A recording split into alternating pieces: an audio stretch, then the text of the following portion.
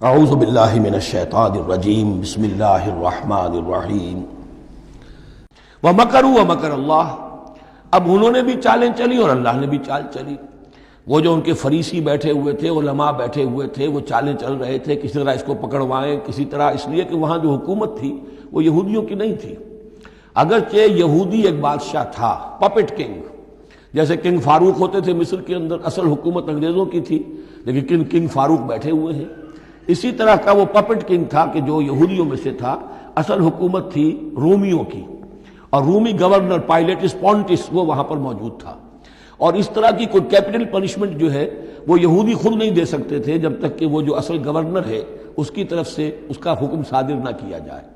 لیکن ان کی مذہبی عدالتیں تھیں، اس میں بیٹھ کر یہ ان کے مفتی، ان کے فریسی، ان کے علماء بیٹھ کے فیصلے کرتے تھے، اور اگر وہ فیصلہ دے دیتے تھے تو ان فیصلوں کی ایگزیکیوشن جو ہے وہ پھر رومن گورنمنٹ کے تھرو، اور وہ ہوتی تھی اس کی جو تنفیذ جو ہے وہ پائلیٹس پونٹس کے ذریعے سے۔ لہذا ان کے ہاتھ بندھے ہوئے تھے۔ اب کسی طریقے سے پھنسوائیں اس کو، سوال الٹے سیدھے کرنے، ایسے سوال کرنے کہ وہ جواب دیں تو اس میں بغاوت کی بو آ جائے، تو کہیں دیکھو یہ رومیو یہ تمہارا باغی ہے۔ اس طرح کی وہ چالیں چل رہے تھے۔ وَمَكَرُوا وَمَكَرَ اللَّهُ، اللہ کی اپنی چال تھی۔ اب اللہ کی چال کیا تھی؟ اب اس کی تفصیل قرآن میں نہیں ہے، یعنی یہ کہ ان کے حواریین میں سے ہی ایک نے دھوکہ دیا اور حضرت مسیح علیہ السلام کو گرفتار کروایا۔ اب اس کے بعد اللہ تعالیٰ نے جو کچھ انجیل برنباس میں ہے، قرآن میں نہیں ہے، حدیث میں نہیں ہے، ہمارے اولین جو مفسرین ہیں ان کے ہاں بھی نہیں ہے، لیکن یہ انجیل برنباس، ایونجیلیم برنابے، جو پوپ کی لائبریری سے برآمد ہوئی ہے، اس کے اندر یہ تفصیل ہے کہ جس حواری نے آپ کو غداری کر کے پکڑوایا تھا، گرفتار کروایا تھا، اس کی شکل حضرت مسیح کی بدل دی اللہ نے، اور وہ پکڑا گیا، سولی وہ چڑھا ہے، اور حضرت مسیح پر وہ ہاتھ ڈال ہی نہیں سکے، بلکہ جس باغ میں آپ روپوش تھے، جیسے ایک کوٹھڑی سی بنی ہوئی تھی جس میں کوئی آلات وغیرہ رکھ دیتے ہیں، اس باغ میں وہ روپوش تھے اور اس کوٹھڑی میں عبادت کر رہے تھے۔ باقی جو ان کے حواری ہیں 12 وہ باہر تھے۔ اس وقت وہ سٹک گیا، ایک شخص وہاں سے چپکے سے گیا کہ اب میں پکڑواؤں گا، اور جا کر جو ہے وہ سپاہیوں کو لے آیا، رات کے وقت قندیلیں لے کر آئے۔ انہوں نے کہا میں اندر جاؤں گا، جسے میں کہوں اے ہمارے استاد بس پکڑ لینا وہی مسیح ہے، اس لیے کہ رومیوں کو کیا پتا تھا وہ مسیح کون ہے، وہ تو یہودی ہے، لہذا جیسے ہمارے ہاں پولیس والوں کو کیا پتا ہے وہ آئے ہیں، آئیڈینٹیفائی کون کرے گا۔ تو اس نے کہا کہ میں کہوں گا اے میرے آقا، میرے استاد بس پکڑ لینا۔ اب یہ جب اندر داخل ہوا تو جیسے ہی کمرے میں داخل ہوا، اس کوٹھڑی میں اس کی چھت پھٹی، 4 فرشتے نازل ہوئے، حضرت مسیح کو لے کر وہ چلے گئے، اور اس شخص کی شکل جو ہے وہ بدل دی گئی حضرت مسیح والی۔ اب یہ گھبرا کر باہر نکلا تو دوسرے حواریین جو تھے انہوں نے کہا اے ہمارے استاد، اور ادھر سے وہ سپاہی جو ہیں داخل ہو گئے، انہوں نے اسی کو قابو کیا، سولی وہ چڑھا ہے اصل میں، حضرت مسیح نہیں۔ لیکن یہ ساری تفاصیل جو ہیں یہ قرآن میں بھی نہیں ہے، حدیث میں بھی نہیں ہے۔ جب حدیث میں نہیں ہے، قرآن میں نہیں ہے، تو ہمارے مفسرین کے پاس بھی نہیں ہو سکتی تھی۔ لیکن یہ کہ یہ شہادت جو ہے یہ در حقیقت انہی کے گھر سے ہمیں ملی ہے، اور یہ پوری طریقے سے فٹ ان کرتی ہے، پوری طریقے سے قرآن کا جو بیان ہے اس میں یہ پوری طرح فٹ ہوتی ہے۔ وَمَكَرُوا وَمَكَرَ اللَّهُ، انہوں نے اپنی سی چالیں چلی، اللہ نے اپنی چال چلی، وَاللَّهُ خَيْرُ الْمَاكِرِينَ، اور اللہ تعالیٰ جو ہے وہ بہترین چال چلنے والا ہے۔ اِذْ قَالَ اللَّهُ يَا عِيسَىٰ إِنِّي مُتَوَفِّيكَ وَرَافِعُكَ إِلَيَّ، یاد کرو جب کہ اللہ نے عیسیٰ سے کہا عیسیٰ میں تمہیں اب لے جانے والا ہوں۔ یہ لفظ ہے کہ جس کو قادیانیوں نے اصل میں بہت بڑی بنیاد بنایا ہے اپنے غلط عقیدے کی، کہ وفات مسیح ہو چکی ہے۔ اس لفظ کو اچھی طرح سمجھ لیجئے، وفا کے معنی ہے پورا کرنا، وعدہ وفا کرو، وفا۔ اب اس سے جب کہا جائے کسی کو پورا دینا تو باب تفعیل میں آئے گا وفا یوفی توفیتاً، وہ ہم پڑھ چکے ہیں، ووفیت کل نفس فکیف اذا جاء، جب وہ دن آئے گا ووفیت کل نفس ما عملت، جو کچھ انہوں نے کیا ہوگا پورا ان کو دے دیا جائے گا۔ یہ دیکھ لیجئے آیت نمبر 25، فکیف اذا جمعناہم لیوم لا ریب فیہ ووفیت کل نفس ما کسبت وہم لا یظلمون، ہر ایک کو بھرپور پورا بدلہ اس کے اعمال کا دے دیا جائے گا۔ یہ ہے کسی کو پورا دینا، کسی سے پورا لے لینا، یہ باب تفاعل ہوگا، توفا یا توفا، کسی کو پورا لے لینا، تو پورا لے لیتا ہے اللہ تعالیٰ نے۔ یہ لفظ جو ہے پورا بتمام و کمال یہ گویا کہ منطبق ہوتا ہے حضرت مسیح پر کہ حضرت مسیح کو ان کے جسم اور جان سمیت اللہ لے گیا۔ ہم جب کہتے وفات پا گیا تو یہ ہے استعارتاً، جسم یہیں رہ گیا، صرف جان گئی ہے۔ اور یہی لفظ قرآن میں آتا ہے نیند کے لیے بھی، اللہ یتوفی الانفس حین موتہا، اس لیے کہ نیند میں بھی یہ ہوتا ہے کہ خود شعوری نکل جاتی ہے انسان میں سے، اگرچہ زندہ ہے، اب اس کو اگر کوئی چیونٹی کاٹ رہی ہے تو جاگ جائے گا، لیکن ویسے اس کی خود شعوری ختم ہو چکی ہے، اور روح کا تعلق ہے خود شعوری کے ساتھ۔ تو نیند میں بھی اللہ تعالیٰ روح کو قبض کر لیتا ہے، اس کے لیے بھی توفی کا لفظ ہے۔ پھر جب انسان مرتا ہے تو روح اور جان دونوں چلی گئیں اور صرف جسم رہ گیا، یہ بھی توفی ہے۔ اور سب سے زیادہ مکمل توفی کیا ہے کہ اللہ تعالیٰ حضرت مسیح کو ان کے جسم، جان اور روح تینوں سمیت سموچے حضرت مسیح کو زندہ جوں کا توں لے گیا۔ یہ ہے عقیدہ جو مسلمانوں کا ہے، اور جہاں تک لفظ کا تعلق ہے اس میں قطعاً کوئی بات جو ہے اس میں ایسی نہیں ہے کہ جس سے کوئی شخص دلیل پکڑ سکے، سوائے اس کے کہ ان لوگوں کو بہکانا آسان ہے جنہیں عربی زبان کی گرامر سے واقفیت نہیں، وہ ایک ہی وفات جانتے ہیں۔ وفات تین ہو گئی ہیں عضلوء قرآن جو میں نے آپ کو سمجھائی ہیں۔ اس قال اللہ یا عیسیٰ انی متوفی کا، میں تمہیں لے جاؤں گا، ورافعک الی، اور تمہیں اپنی طرف اٹھا لوں گا، ومطہرک من الذین کفروا، اور تمہیں پاک کر دوں گا ان لوگوں سے جنہوں نے تمہارے ساتھ کفر کیا ہے، وجاعل الذین اتبعوک فوق الذین کفروا الی یوم القیامہ، اور جو لوگ بھی تیری پیروی کریں گے انہیں اب ہمیشہ ہمیش کے لیے قیامت تک ان کے اوپر رکھوں گا کہ جنہوں نے کفر کیا ہے تیرے ساتھ، جو تیرا انکار کر رہے ہیں یہودی، اس کے بعد سے جو پسے ہیں آج تک پس رہے ہیں۔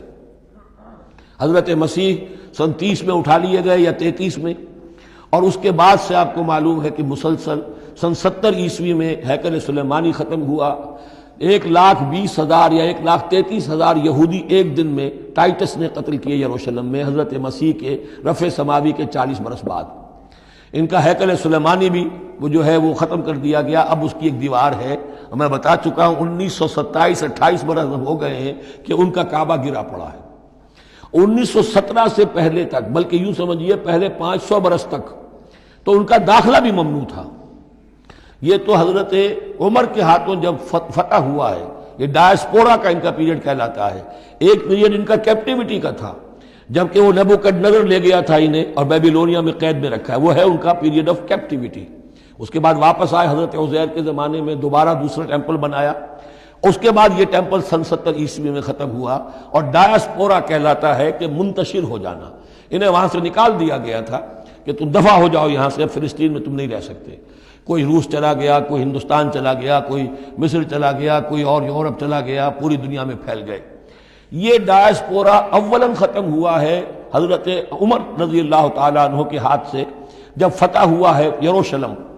اس وقت حضرت عمر نے اس کو یروشلم کو اوپن سٹی قرار دیا کہ یہاں عیسائی بھی آ سکتے ہیں، مسلمان بھی آ سکتے ہیں، یہودی بھی آ سکتے ہیں، یہ سب کا مشترک شہر ہے۔ لیکن جو عیسائی تھے یروشلم کے، انہوں نے جب ہینڈ اوور کیا تھا، فتح نہیں کیا تھا مسلمانوں نے یروشلم، ایک ٹریٹی کے تحت، ایک معاہدے کے تحت ہینڈ اوور کیا تھا۔ اس معاہدے میں یہ شرط انہوں نے لکھوائی تھی کہ یہودیوں کو یہاں آباد ہونے کی اجازت نہیں دیں گے۔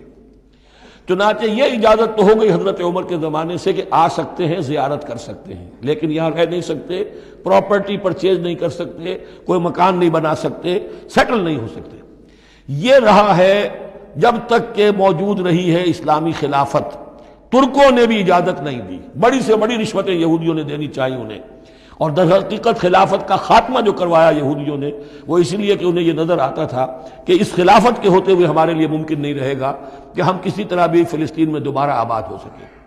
لیکن پھر برطانیہ کے جو وزیر تھا بالفور، اس کے ذریعے سے انہوں نے بالفور ڈیکلریشن 1917 میں حاصل کیا ہے، پھر ان کو حق ملا ہے کہ یہ یہاں آ کر جائیداد بھی خرید سکتے ہیں، سیٹل بھی ہو سکتے ہیں، اور اس کے یوں سمجھیے کہ 31 برس کے بعد پھر اسرائیل کی ریاست وجود میں آئی ہے۔ یہ تاریخ ذہن میں رہے۔ اگرچہ 1917 کے بعد سے انہیں کچھ سانس تو مل گیا ہے، اب ایک طرح سے محسوس ہوتا ہے کہ دنیا میں بڑے اقتدار پر ہیں، مٹھی بھر ہیں، یہ زیادہ سے زیادہ 13-14 ملین ہے، 1.5 کروڑ سے بھی کم، لیکن پوری دنیا کی سب معیشت جو ہے اس کا بڑا حصہ ان کے کنٹرول میں ہے۔ لیکن پھر بھی یہ سب کچھ جو ہے وہ عیسائیوں کی سپورٹ کی وجہ سے ہے۔ اگر عیسائی ان کی مدد نہ کریں تو ان کا تو یوں سمجھیے کہ ٹکڑے اڑا کر رکھ دیں عرب ایک دن میں۔ لیکن اب پیچھے پوری امریکہ کی حکومت ہے، امریکہ کے حواریین ہیں، خاص طور پر west white Anglo Saxon Protestants, America اور برطانیہ، وہ تو گویا کہ ان کے در خرید ہیں ایک طرح سے، اور بھی جو ممالک ہیں عیسائی، اب یہ فتح کر چکے ہیں ان سب کو، عیسائیوں کے اوپر ان کا غلبہ ہے۔ اس لیے اب جو شکل ہے وہ بھی یہ ہے کہ ان کا وجود ہے یہی کہ عیسائی ہیں اوپر، اور یہ مانوی طور پر سازشی انداز میں انہیں کنٹرول کر رہے ہیں۔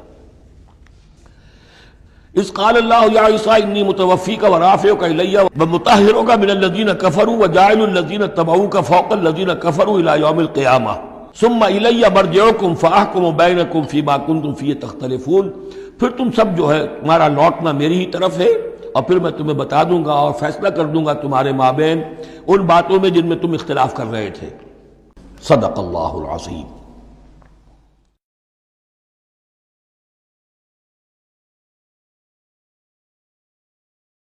اعوذ باللہ من الشیطان الرجیم، بسم اللہ الرحمن الرحیم۔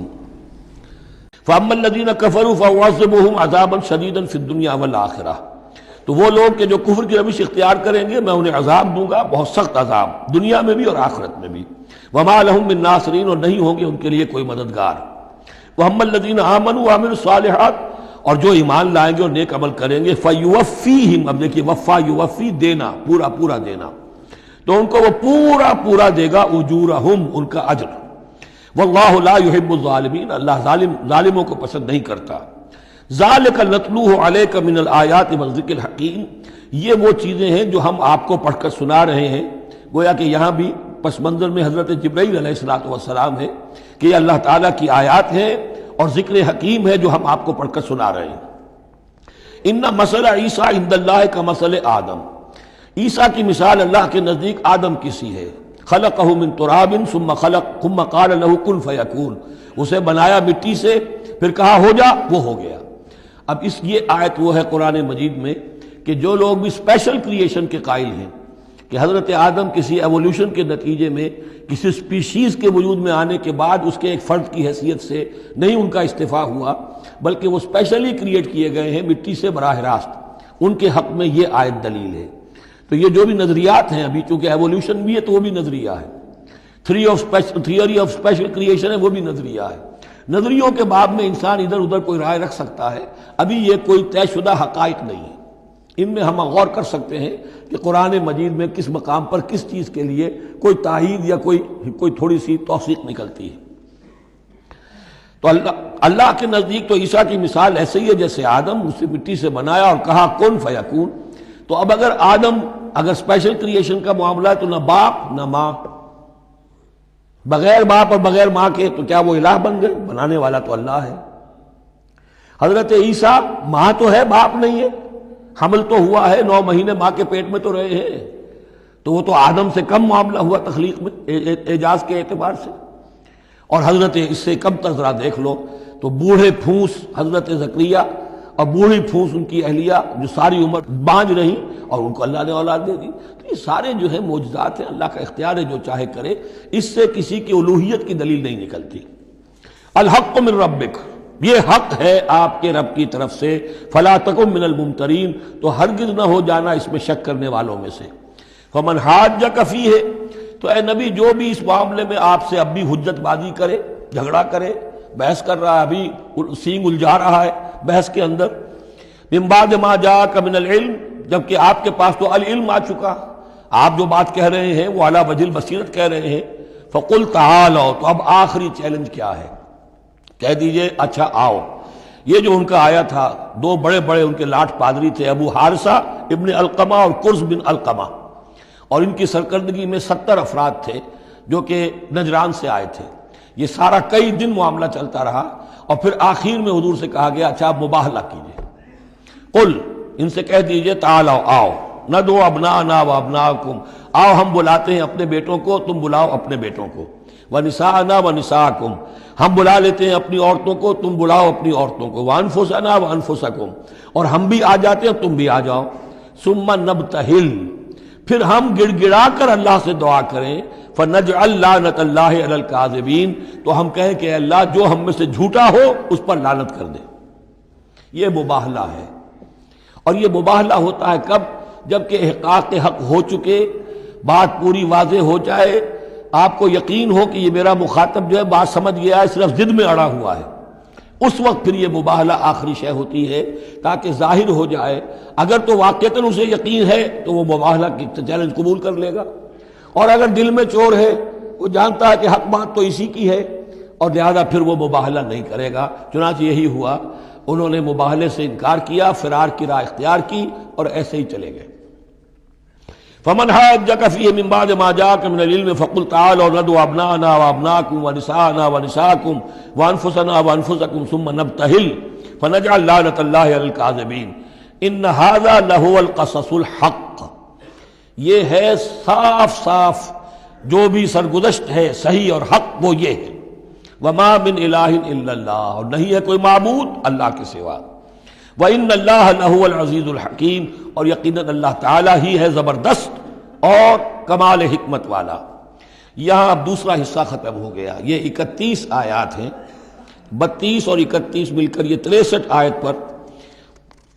فَإِن تَوَلَّوْا، پھر اگر وہ پیٹھ موڑ لیں، فَإِنَّ اللَّهَ عَلِيمٌ بِالْمُفْسِدِينَ، یہاں آ کر 63 آیات ہوئیں، پھر اگر وہ پیٹھ موڑ لیں تو اللہ تعالیٰ خوب جانتا ہے مفسدوں کو کہ یہ ماننے والے نہیں ہیں، لہذا وہ پورا قافلہ واپس چلا گیا۔ صدق اللہ العظیم۔